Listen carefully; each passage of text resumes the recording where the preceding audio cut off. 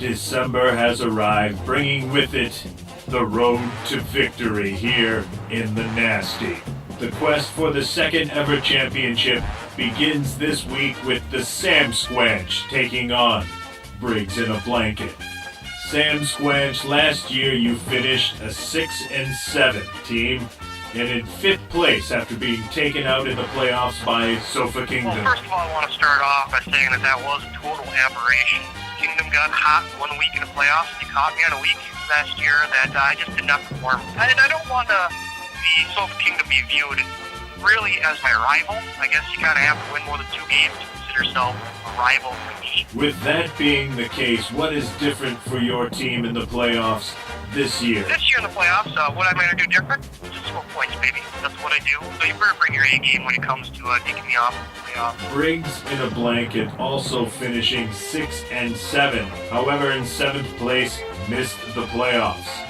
What is different for your team this year? The difference on my team about this year is that it's all about RG3.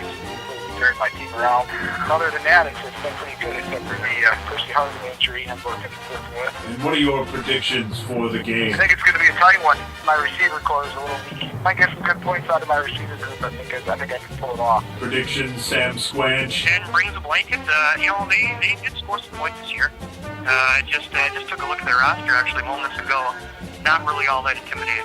Their starting wide receiver this week does not look like an all threat. And that's probably where my opening is going to be. Speaking of key players, your thoughts on the subject Briggs in a blanket? I'm not too good about his team. The guys going to do what they're going to do. For me, I need to have a strong performance from RG3. I think my team goes as RG3 goes this week. Do you have any game time decisions? It's not locked in yet. Still not 100% sure on Percy Harder. I'm still hoping that maybe he can play, but I don't think he's gonna. As far as running backs, tight ends, defense, quarterback, it's just a matter of wide receivers. I could still be bouncing around some guys. Not 100% sure. Game time decisions, Samsquanch. Greg Olson, he's looking like he's a little bit dinged up, and also his matchup isn't all that great.